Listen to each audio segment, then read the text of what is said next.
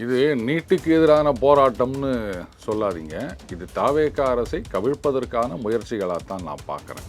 அதுலேயும் இந்த communist party of இந்தியாவா அது இப்போ காக்ரோச் பார்ட்டி ஆஃப் இந்தியாவாக மாறிவிட்டது. அந்த மாதிரி தானே இருக்கு. அப்புறம் இது தாவேக சரி. அப்போ நீட்டுக்கு எதிரான போராட்டம் அப்படின்னா நீங்கள் என்ன பண்ணணும்?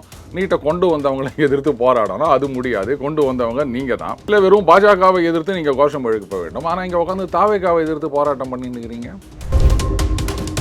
பட் இந்த ஆட்சி வந்த பிறகு ஆரம்ப காலகட்டத்தில் பார்த்தீங்கன்னா எல்லாரும் குறை சொன்னாங்க. அவர் ஒரு அமைப்பு வச்சிருக்காரு இல்லை, இவங்கெல்லாம் தாவேகாவுக்கு பயங்கரமாக சப்போர்ட் பண்ண ஆரம்பிச்சிட்டாங்க அப்படின்னு சொல்லியிருந்தாங்க. இப்போ திடீர்னு இந்த பக்கம் தாவேகாவை கேள்வி கேட்க ஆரம்பிச்சிருக்காங்க.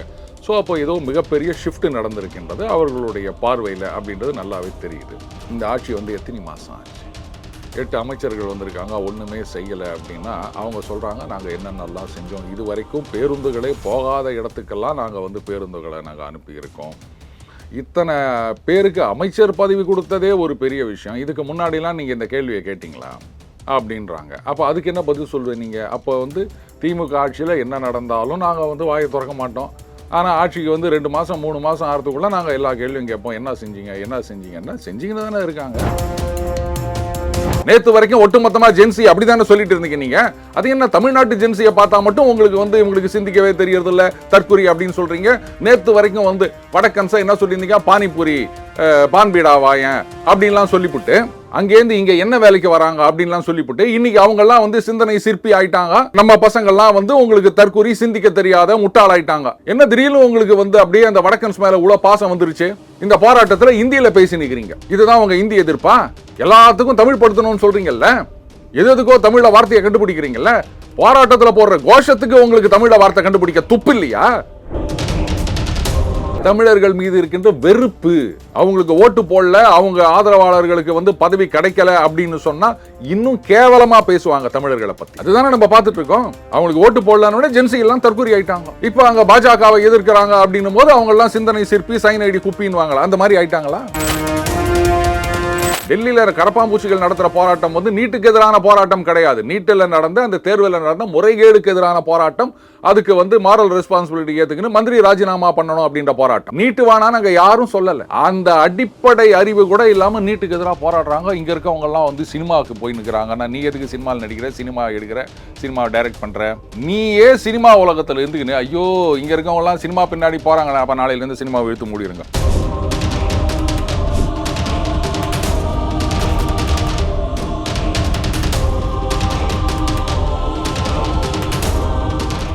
ரியல் ஒன் உறவுகளே, நடுநிலையோடு பொறுப்புடன் செய்திகளை வழங்கி பல லட்சக்கணக்கான மக்களின் நம்பிக்கையை பெற்ற நமது சேனல் வளர்ச்சிக்கு உங்கள் ஆதரவு தேவை. இந்த ஊடக பயணம் தொடர்ந்து வலுப்பெற திரையில் தெரியும் QR கோட் ஸ்கேன் செய்தோ அல்லது டிஸ்கிரிப்ஷனில் உள்ள வங்கி விவரங்கள் மூலம் உங்களால் முடிந்த அளவு சப்போர்ட் செய்யுங்கள். உங்கள் ஒவ்வொரு ஆதரவும் நமது குரலை இன்னும் பல லட்சம் பேரிடம் கொண்டு செல்ல உதவும். ரியல் ஒன் நண்பர்கள், உறவுகள் அனைவருக்கும் வணக்கம். இன்று நம்மோடு இருப்பவர் டெய்லி பஞ்ச் அருண் அவர்கள். வணக்கம் சார். வணக்கம் சிவா சார். இந்த நீட்டுக்கு எதிரான, நீட்டில் இருக்கக்கூடிய குளறுபடிகள் சம்பந்தப்பட்ட மாணவர்கள் போராட்டத்தை பொறுத்த வரைக்கும் தமிழகத்தில் நடக்கக்கூடிய போராட்டங்கள் தாவேக அரசுக்கு எதிராக திசை திருப்பக்கூடிய வேலைகள் பின்னணியில் நடக்கிறதா? ஏன்னா அந்த போராட்டங்களை நீங்கள் பார்த்துருப்பீங்க. அதில் யார் யார் கலந்துக்கிட்டாங்க, என்னென்ன பேசுனாங்க அப்படிங்கிறது எல்லாமே நீங்கள் நேரில் பார்த்துருப்பீங்க. தாவேக அரசை கவிழ்ப்பதற்கான பின்னணியில் ஏதாவது விஷயங்கள் நடந்து கொண்டிருக்கிறதா? இது நீட்டுக்கு எதிரான போராட்டம்னு சொல்லாதீங்க. இது தாவேக அரசை கவிழ்ப்பதற்கான முயற்சிகளாக தான் நான் பார்க்குறேன். அதுலேயும் இந்த கம்யூனிஸ்ட் பார்ட்டி ஆஃப் இந்தியாவா அது இப்போ காக்ரோச் பார்ட்டி ஆஃப் இந்தியாவாக மாறிவிட்டது. இல்லை, கம்யூனிஸ்ட் பார்ட்டியுடைய செயலாளராகத்தான் அவர் இருந்துட்டு இருக்காரு சண்முகம் அவர்கள். இந்த கரப்பாம்பூச்சி தமிழ்நாடு பிரான்ச் அப்படின்னு போராட்டம் நடத்துகிறாங்கல்ல, எங்கே நடத்துகிறாங்க? கம்யூனிஸ்ட் பார்ட்டி அலுவலகத்தில். எந்த கட்சியாவது இன்னொரு கட்சி போராட்டத்தை அவங்க கட்சி அலுவலகத்தில் நடத்தி இது வரைக்கும் நீங்கள் பார்த்துருக்கீங்களா? அவங்க எங்கேயாவது சாலையில் போராட்டம் நடத்துவாங்க ஒரு கட்சி, இல்லை அவங்க கட்சி அலுவலகத்தில் போராட்டம் நடத்தினாங்கன்னா மற்றவங்க போயிட்டு ஆதரவு தெரிவித்து விட்டு வருவார்கள். இதுதானே இத்தனை நாள் நம்ம பார்க்கறது. கட்சி அலுவலகத்தை லீஸுக்கு கொடுத்து பார்த்துருக்கீங்களா? கட்சியை லீஸு கொடுத்து பார்த்துருக்கோம். ஏன்னா கம்யூனிஸ்ட் அப்படி தான் பண்ணியிருக்காங்க. அலுவலகத்தை லீஸ் கொடுத்து இப்போ மறுபடியும் அந்த கம்யூனிஸ்ட்டு திமுக கூட்டணி அப்படின்றது நெருங்கி வருகின்றது. உங்களுக்கு புரியுதுங்களா? இவங்க எப்படி அந்த காலத்தில் 15 10ன்னு நோட்டு, அப்புறம் சீட்டு, அப்புறம் ஓட்டு. ஏன்னா கம்யூனிஸ்ட் கட்சிக்கு என்ன ஓட்டு இருக்குது? அதெல்லாம் கொடுத்து ஜெயிக்க வச்சாங்களோ அந்த மாதிரி அந்த கட்சி அலுவலகத்தில் ஆட்களெல்லாம் வந்து திமுக ஆதரவாளர்கள் தான் அங்கே பெரும்பாலும் இருக்காங்க. இவங்களும் இப்போ ஆதரவு தெரிவித்து கொண்டிருக்கின்றார்கள். கோஷம் போடுறது கரப்பாம்பூச்சி பேரில். அப்போது இதெல்லாம் சரி, நீங்கள் நீட்டை ஒழிக்கணும் அப்படின்னு சொன்னால் நீட்டை எதிர்த்து பேசுங்க. முதல்ல இந்த கரப்பாம்பூச்சி டெல்லியில் போராட்டம் பண்ணுறது நீட்டுக்கு எதிராக இல்லை, அந்த பேப்பர் லீக்குக்கு எதிராக. நீட்டில் நடந்த குளறுபடிகள் சம்பந்தப்பட்டான போராட்டம். நீட்டு தேவையில்லைன்னு நாங்கள் யாருமே சொல்லலை. ஆனால் இங்கே நாங்கள் கரப்பாம்பூச்சி கட்சின்னு சொல்லிக்கின்னு நாங்கள் நீட்டை எதிர்க்கிறோம், நீட்டு தேவையில்லை அப்படின்னு சொன்னால் அதுக்கு என்ன அர்த்தம்? அப்போ அந்த கரப்பாம்பூச்சிக்கும் இந்த கரப்பாம்பூச்சிக்கும் சம்மந்தமே இல்லை. அதை நீங்கள் ஒத்துக்கிறீங்களா? அந்த மாதிரி தானே இருக்கு. அப்புறம் இது வந்து தாவே சரி, அப்போ நீட்டுக்கு எதிரான போராட்டம் அப்படின்னா நீங்கள் என்ன பண்ணணும்?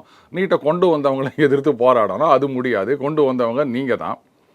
இல்லை வெறும் பாஜகவை எதிர்த்து நீங்கள் கோஷம் எழுப்ப வேண்டும். ஆனால் இங்கே உட்காந்து தாவேக்காவை எதிர்த்து போராட்டம் பண்ணின்னுக்கிறீங்க. அப்போ உங்கள் நோக்கம் நீட்டு கிடையாது. எப்படியாவது மறுபடியும் அந்த கூட்டணியிலேருந்து நம்மளை விட்டு போனவங்கள பிரித்து இங்கே கூட்டு வந்து அந்த ஆட்சியை கவுக்கணும் அப்படின்றதுக்காக தான் முயற்சி பண்ணிகிட்ருக்காங்க. நீட் அப்படின்றது வந்து சும்மா ஒரு ஒப்புக்கு அவ்வளோதானே தவிர இந்த கூட்டணியை உடைக்கணும், ஆளுங்கட்சியை கவிழ்க்கணும். இதுதான் ஒரே நோக்கம். இந்த திசை திருப்புற வேலைலாம் கிடையாது. முழு நோக்கமே இதுதான். இப்போ இதில் கலந்துக்கிட்டவங்களை பொறுத்த வரைக்கும் இயக்குனர் ப. ரஞ்சித் அவர்கள் பேசும்போது பார்த்தீங்கன்னா 8 தலித் அமைச்சர்கள் இருக்காங்க. ஆனால் வந்து பார்த்தீங்கன்னா தலித் சமுதாயத்துக்கு எதுவுமே செய்யலை அப்படிங்கிற விஷயத்த இந்த போராட்டத்தில் பேசுகிறாங்க. அங்கே நடக்கக்கூடிய போராட்டத்தை பொறுத்த வரைக்கும் நீட்டுக்கு எதிரான நீட்டில் நடைபெற்ற குளறுபடிகள் சம்பந்தமான ஒரு போராட்டம். ஆனால் இந்த விஷயத்தை இங்கே பேசுகிறாங்களே எப்படி? கடந்த ஆட்சி காலத்தில் வந்து எத்தனை தலித் அமைச்சர்கள் இருந்தாங்க, அவர்களுக்கு என்னென்ன போர்ட்ஃபோலியோ கொடுத்துருந்தாங்க அப்படின்றத பற்றி யாராவது பேசினாங்களா? கடந்த ஆட்சி காலத்தில் வந்து ஒடுக்கப்பட்ட மக்களுக்காக என்னென்னலாம் செஞ்சாங்க, என்னென்ன செய்யலை அப்படின்றத பற்றி ஏதாவது பேசினாங்களா? வேங்கை வயல் பிரச்சனையிலேருந்து எத்தனையோ பிரச்சனைகள்லாம் நடந்தது. அப்போல்லாம் இந்த மாதிரி குரல் கொடுத்தாங்களா? திடீர்னு நீங்கள் ஒன்று கவனிக்கணும். கடந்த ஆட்சியில் பார்த்தீங்கன்னா ஒரு சில இயக்குநர்கள் வந்து குறிப்பாக நீங்கள் சொன்ன ப. ரஞ்சித் அவர்கள் வந்து ஒரு சில நேரங்களில் திமுகவை லைட்டாக விமர்சனம் பண்ணுற மாதிரி பேசியிருக்கார். லைட்டாக தான், வெயிட்டாக எல்லாம் கிடையாது. அதெல்லாம் கிடையவே கிடையாது, சான்ஸே கிடையாது. பட் இந்த ஆட்சி வந்த பிறகு ஆரம்ப காலகட்டத்தில் பார்த்தீங்கன்னா எல்லாரும் வந்து குறை சொன்னாங்க. அவர் ஒரு அமைப்பு வச்சுருக்காரு இல்லை, இவங்கெல்லாம் வந்து தாவேக்காக்கு பயங்கரமாக சப்போர்ட் பண்ண ஆரம்பிச்சிட்டாங்க அப்படின்னு சொல்லியிருந்தாங்க. இப்போ திடீர்னு இந்த பக்கம் தாவேக்காவை கேள்வி கேட்க ஆரம்பிச்சிருக்காங்க. ஸோ அப்போ ஏதோ மிகப்பெரிய ஷிஃப்ட் நடந்திருக்கின்றது அவர்களுடைய பார்வையில் அப்படின்றது நல்லாவே தெரியுது. இந்த ஆட்சி வந்து எத்தனை மாதம் ஆச்சு? 8 அமைச்சர்கள் வந்திருக்காங்க, ஒன்றுமே செய்யலை அப்படின்னா அவங்க சொல்கிறாங்க நாங்கள் என்னென்னலாம் செஞ்சோம், இது வரைக்கும் பேருந்துகளே போகாத இடத்துக்கெல்லாம் நாங்கள் வந்து பேருந்துகளை நாங்கள் அனுப்பியிருக்கோம். இத்தனை பேருக்கு அமைச்சர் பதவி கொடுத்ததே ஒரு பெரிய விஷயம். இதுக்கு முன்னாடிலாம் நீங்கள் இந்த கேள்வியை கேட்டிங்களா அப்படின்றாங்க. அப்போ அதுக்கு என்ன பதில் சொல்லுவேன் நீங்கள்? அப்போ வந்து திமுக ஆட்சியில் என்ன நடந்தாலும் நாங்கள் வந்து வாயை திறக்க மாட்டோம். ஆனால் ஆட்சிக்கு வந்து 2 மாதம் 3 மாதம் ஆகிறதுக்குள்ளே நாங்கள் எல்லா கேள்வியும் கேட்போம். என்ன செஞ்சீங்கன்னு செஞ்சீங்கன்னு தானே இருக்காங்க. அதுக்குள்ளே வந்து என்ன செஞ்சீங்க அப்படின்னு 3 மாதத்துக்குள்ளே அவசரப்படுறீங்க. 5 வருஷத்தில் அவங்க என்ன செஞ்சாங்கன்னு உங்களால் வந்து லிஸ்ட்டு போட முடியுமா? அப்போல்லாம் எங்கே போயிருந்தீங்க நீங்கள்? எவ்வளோ பிரச்சனைகள் நடந்தது. வேங்கை வயல் பிரச்சனையிலே வந்து நீங்கள் வந்து முட்டு குத்துட்டு தானே இருந்தீங்க. என்ன பெரிய போராட்டம் பண்ணீங்க? திருமா அவர்கள் சிபிஐ விசாரணை வேணும் அப்படின்னு கேட்டார். அவ்வளோதான், அதோட முடிஞ்சு போச்சு. அதுக்கப்புறம் ஒன்றுமே இல்லை. அவரை கேட்டிங்களா நீங்கள்?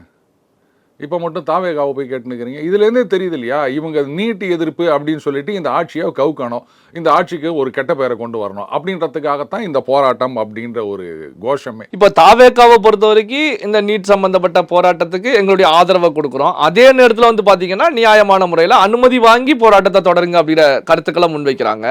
ஸோ அதே நேரத்தில் வந்து ப. ரஞ்சித் அவர்களை பொறுத்த வரைக்கும் பாஜக அரசு தான் மாணவர்கள் மீது தடியடி தாக்குதலை நடத்துவாங்க, ஆனால் தாவேக அரசும் நடத்துகிறதே அப்படிங்கிற கருத்துக்களை முன் வச்சிருக்கேன். கடந்த ஆட்சி காலத்தில் போராடினவர்கள் மீதான வந்து கைது நடவடிக்கை இந்த மாதிரி இதெல்லாம் நடந்த போது இவங்கெல்லாம் என்ன குரல் கொடுத்தாங்க?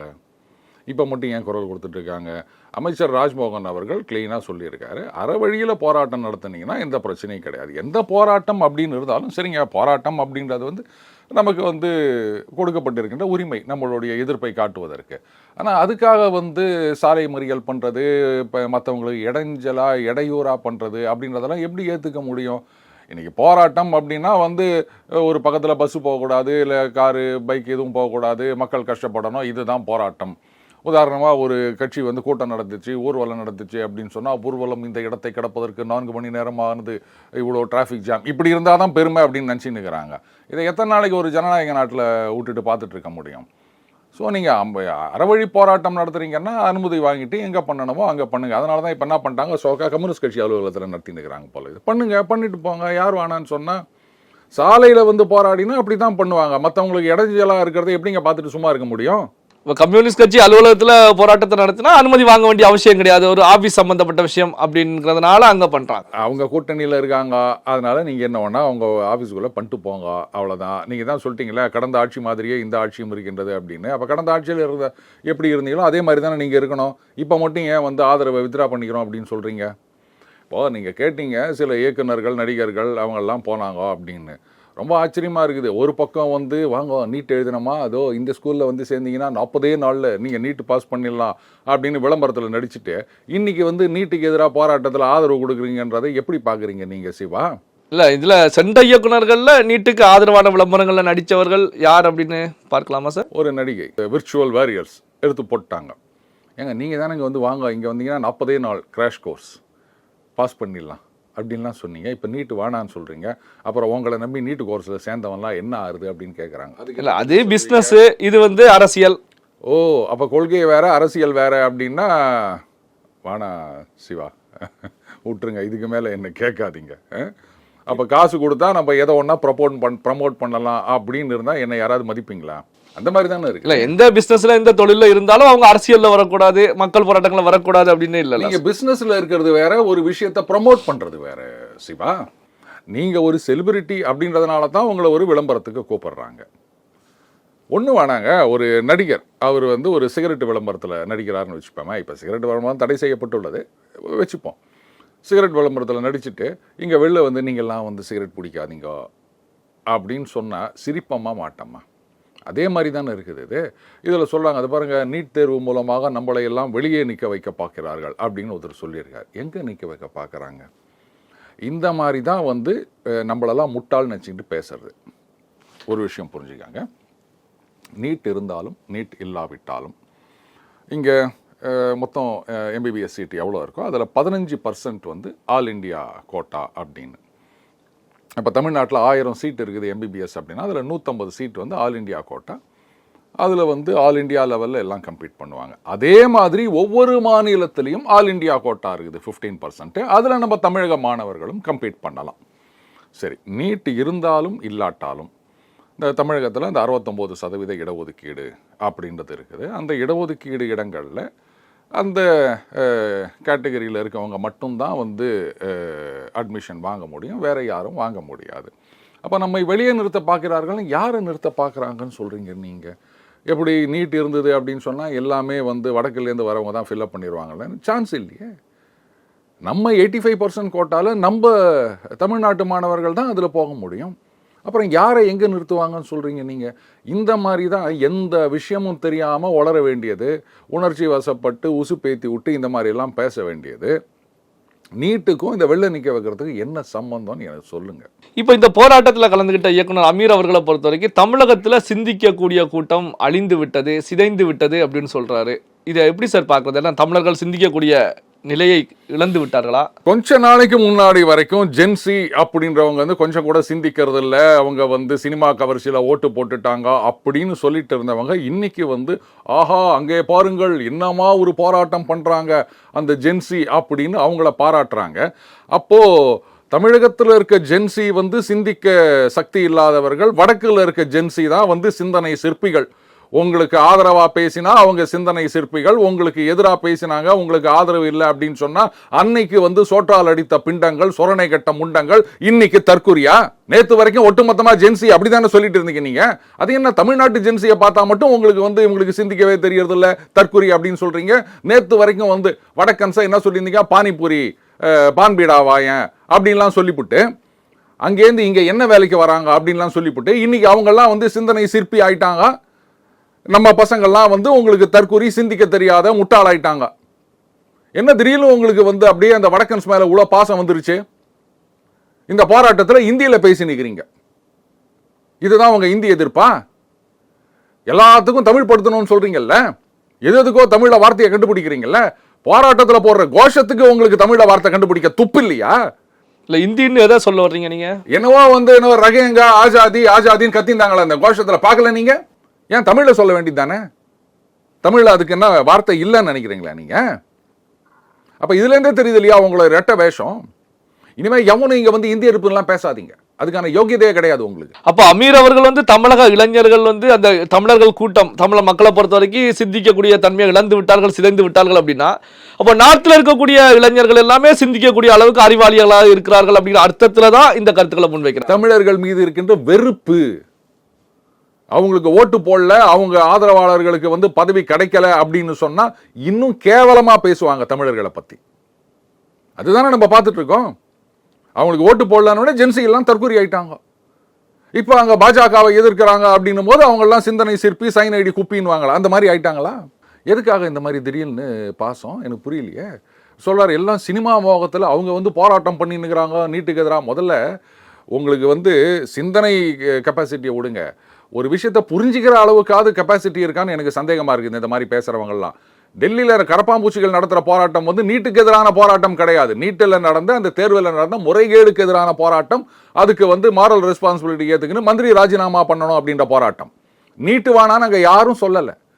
அந்த அடிப்படை அறிவு கூட இல்லாமல் நீட்டுக்கு எதிராக போராடுறாங்க. இங்கே இருக்கவங்கெல்லாம் வந்து சினிமாவுக்கு போய் நிற்கிறாங்க. நான் நீ எதுக்கு சினிமாவில் நடிக்கிற, சினிமா எடுக்கிற, சினிமா டைரக்ட் பண்ணுற, நீயே சினிமா உலகத்தில் இருந்துக்கின்னு ஐயோ இங்கே இருக்கவங்கலாம் சினிமா பின்னாடி போகிறாங்களே, அப்போ நாளையிலேருந்து சினிமாவை இழுத்து மூடிடுங்க, மற்றவங்க எடுக்கிறவங்க எடுக்கட்டும். இந்த மாதிரி சிந்தனை சிற்பிகள் இருக்கீங்கல்ல இங்கே ஏராளமான பேர், அந்த போராட்டத்தில் போய் கலந்துங்கள்ல.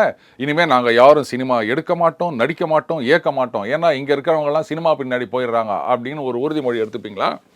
நீங்கள் சினிமா எடுப்பீங்க, அதை எல்லாரும் வந்து பார்க்கணும், அதை வந்து பதவியில் இருக்கவங்கெல்லாம் கூட பார்த்துட்டு ஆஹா ஓஹோ அப்படின்னு சொல்லணும். பார்த்தீங்களா இவரே பார்த்தார் அப்படின்னு அதை வச்சு போட்டு நீங்கள் வந்து விளம்பரம் பண்ணி காசு பார்க்கணும். ஆனால் உங்கள் படம் ஓடல, அடுத்தவன் படம் ஓடுதுன்னு சொன்னால் உடனே உங்களுக்கு உடம்பு எரியும். பொறாமை, புரியுதா? அந்த பொறாமை தான் உடம்பு முழுக்க இருக்குது. ஐயையோ நமக்கு பதவி இல்லையே, வேற யாரோ வந்து உக்காந்திங்கனாங்களே, இனிமேல் என்ன பண்ணுறது?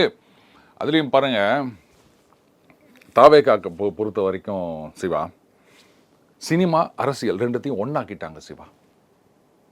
நீங்கள் சினிமாவில் பஞ்சு டயலாக் பேசுங்க, லஞ்சத்தை ஒழிப்பேன், ஊழலை ஒழிப்பேன் அப்படின்னு சொல்லுங்க, வந்து லஞ்சம் வாங்குறவங்க மேலே சாட்டையை சொல்லுங்க. அதெல்லாம் அரசியலில் ஆட்சியில் கொண்டு வந்து பண்ணணும்னு நினைக்கிறீங்க? நாங்கள் பண்ணோமா அந்த மாதிரி? 5 வருஷம் இருந்தோம் அதிமுககாரங்க மேலே ஏதாவது கேஸ் போட்டோம், யாரையாவது உள்ள தள்ளணும். அதே மாதிரி நீங்களும் வாங்க, நீங்களும் ஒன்றுன்னா என்ன ஒன்றா வாங்கிட்டு போவாங்க. அதை விட்டுட்டு நீங்கள் பாட்டுக்குன்னு யாருமே வாங்கக்கூடாதுன்னு சொல்லியிருக்கிறீங்க. சினிமா வேற, ஆட்சி வேற, ரெண்டுத்தையும் கம்பைன் பண்ணாதீங்க. சினிமாவில் சொன்னதெல்லாம் இங்கே இம்ப்ளிமெண்ட் பண்ணணும் அப்படின்லாம் நினைக்காதீங்க, தப்பு. இப்போ புரியுதா எதுக்கு இந்த கோபம் அப்படின்னு? பல்வேறு முக்கியமான தகவல்கள், செய்திகளை நம்முடைய உறவுகளுடன் பகிர்ந்து கொண்டதற்கு நன்றி சார். நன்றி சிவா. உங்கள் பிசினஸ் இன்னும் அதிக மக்களை சென்றடைய வேண்டுமா? இன்றைய டிஜிட்டல் உலகில் சரியான ப்ரமோஷன் தான் வெற்றியின் முதல் படி. தமிழகம் முழுவதும் பல லட்சக்கணக்கான பார்வையாளர்களை தினமும் சென்றடையும் ரியல் ஒன் யூடியூப் சேனல்களில் உங்கள் பிசினஸ் இனி எல்லோரும் அறியட்டும். குறைந்த செலவில் அதிக ரீச். உங்கள் பிராண்டுக்கு நம்பிக்கையும் வளர்ச்சியும் சேர்க்க இன்றே எங்களை தொடர்பு கொள்ளுங்கள். 9280087164.